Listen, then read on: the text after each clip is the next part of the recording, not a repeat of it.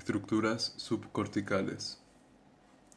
Absolutamente todas y cada una de nuestras capacidades y habilidades, tanto motrices como sociales o emocionales, se rigen y coordinan desde las diversas estructuras que conforman la totalidad del encéfalo. Uno de estos sistemas son las estructuras subcorticales del encéfalo, las cuales poseen desde funciones en el sistema motor, como en el desempeño de las habilidades sociales o en la regulación de las emociones. La estructura subcortical está conformada por diferentes núcleos, concretamente por cuatro: el hipocampo, el cerebelo, la amígdala y los ganglios basales. Ubicación. El sistema o estructura subcortical, localizada en ambos hemisferios cerebrales, está compuesta por aquellos centros cerebrales que se ubican entre la sustancia blanca, situándose cerca de la región lateral y ventral de los ventrículos laterales. Centros cerebrales que la conforman. Las estructuras subcorticales están conformadas por una serie de núcleos, cada uno de los cuales posee unas características que lo distingue y diferencia del resto de centros.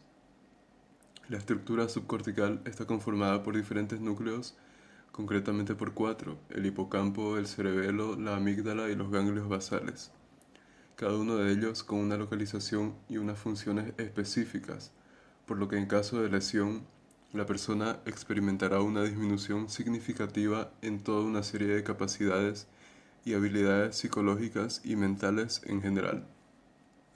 El hipocampo, ubicado en el lóbulo temporal intermedio y con una forma que se asemeja a la de un caballito de mar, de ahí el origen etimológico de su nombre, es una de las partes más importantes del sistema límbico.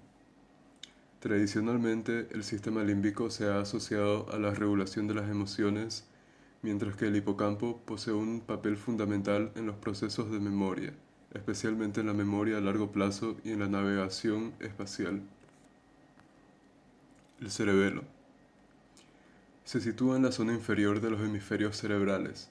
Mediante tres conductos conocidos como pedúnculos cerebelosos, el cerebelo se mantiene conectado al resto del encéfalo, enviando información acerca de los movimientos corporales. Las funciones principales del cerebelo son el desarrollo del aprendizaje motor y control de los movimientos adquiridos mediante la creación de patrones neurales que los convierten en movimientos mecanizados, y la corrección de los errores en el movimiento mediante la retroalimentación. La amígdala es una estructura de apariencia almendrada ubicada en lo más profundo de los lóbulos temporales.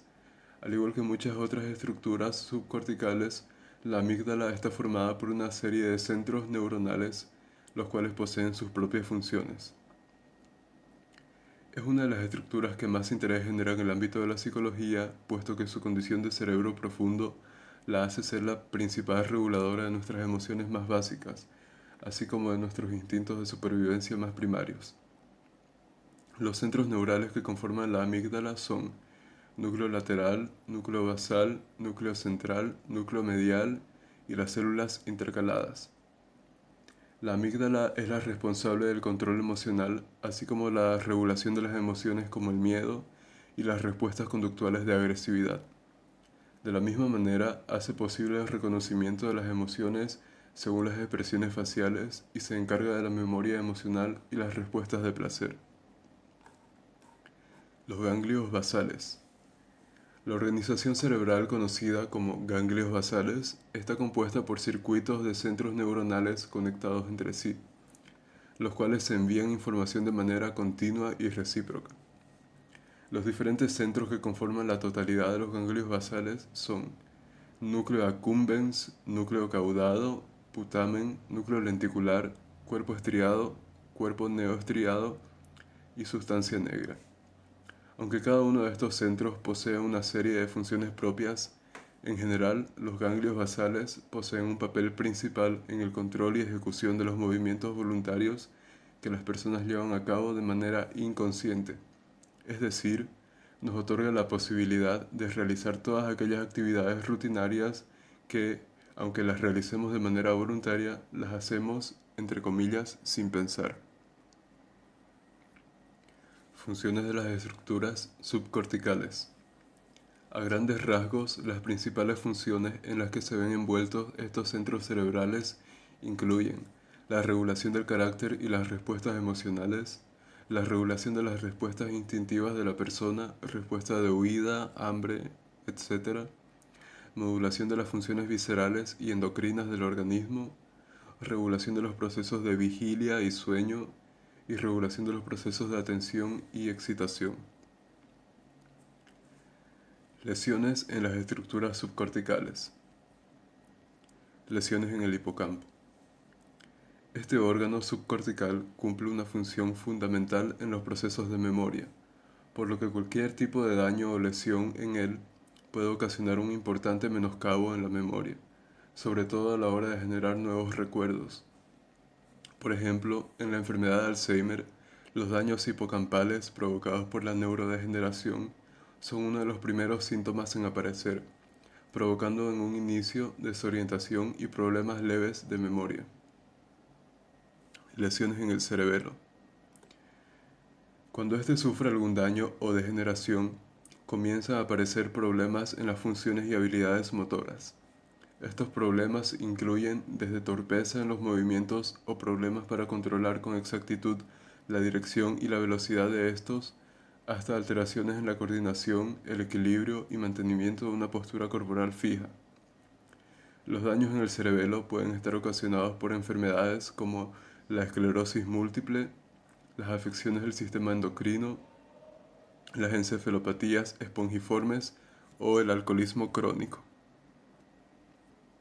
Lesiones en la amígdala. El abuso de sustancias tóxicas, así como los daños o lesiones directas en la amígdala, pueden ocasionar una serie de alteraciones relacionadas con la gestión de las emociones. Una persona con algún tipo de deterioro en el cuerpo amigdalino podría experimentar problemas en el reconocimiento de las expresiones faciales que reflejan emociones, y otra consecuencia es la falta de respuesta a estímulos sexuales o la imposibilidad de reconocer los propios sentimientos de amor, felicidad, angustia o rabia, entre muchos otros. Lesiones en los ganglios basales. Al igual que en el resto de centros del sistema subcortical, cualquier tipo de lesión en los ganglios basales tendrá un efecto directo sobre las funciones que estos controlan. En este caso concreto, los daños en estas estructuras están asociados a afecciones degenerativas graves. Entre estas patologías se incluyen parálisis cerebral, enfermedad de Huntington, enfermedad de Parkinson y el síndrome PAP. Relación con el lenguaje. Hay evidencia que estructuras subcorticales, tales como el tálamo y los ganglios basales, participan en el lenguaje. Existen conexiones entre la región temporoparietal y el pulvinar, entre el núcleo ventral anterior del tálamo y el área de Broca. Este circuito se conoce con el nombre de corticotálamo cortical y tendría un importante rol en el monitoreo léxico-semántico, por lo que se asegura que la participación directa en el sistema funcional del lenguaje de estas estructuras es significativa. Cuadros clínicos. La afemia, caracterizada por un déficit selectivo en el lenguaje hablado, sin afectación de la comprensión, elección de palabras, gramática, sintaxis o lenguaje lectoescrito. El déficit del lenguaje predomina en la articulación, la prosodia y la repetición. Este mismo patrón de trastorno del habla puede ser originado por una lesión subcortical que afecte a la proyección eferente del córtex prerolándico inferior. Esto sugiere que hay una red rolándica local que proyecta hacia el tronco encéfalo para la articulación y algunos aspectos de la prosodia. Afasias subcorticales. Una lesión limitada a regiones subcorticales puede originar afasia.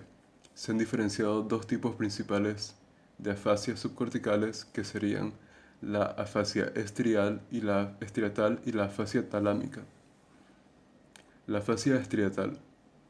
El lenguaje espontáneo es fluente, aunque con frecuentes pausas y dudas. La comprensión es buena, así como la repetición. La fluidez es baja, aunque nunca es abiertamente agramatical. Las alteraciones principales están a nivel de la articulación y la prosodia. Recuerda a la afasia de Broca y a la afemia en fase de recuperación. La comprensión está alterada a nivel de sintaxis compleja o en órdenes de etapas múltiples. Suele haber anomia y puede haber parafasias. Afasia talámica. Suele existir un mutismo inicial o casi mutismo, seguido de una mejoría posterior, apareciendo un lenguaje fluente y parafásico. Hay anomia intensa, que es la incapacidad o la dificultad para recordar nombres de objetos, estando mejor preservadas la comprensión y la repetición. La repetición es mucho mejor que el lenguaje espontáneo. La lectura y la escritura están alteradas y estos síntomas tienden a ser transitorios, con una clara mejoría en días o semanas. La combinación del lenguaje fluente, incluso logorreico, con abundantes parafasias, buena comprensión y buena repetición es lo más característico de la afasia talámica. Intervención terapéutica. Las afasias necesitan la intervención de un equipo multidisciplinar formado por especialistas en neurología, neuropsicología, logopedia, fisioterapia, terapia ocupacional, psicología, trabajo social, lingüística y la colaboración de diferentes especialistas que el paciente requiera. En resumen, requiere un abordaje multidisciplinar especializado que lleve a cabo una valoración y un plan de tratamiento holístico, integrador y personalizado. Muchas gracias.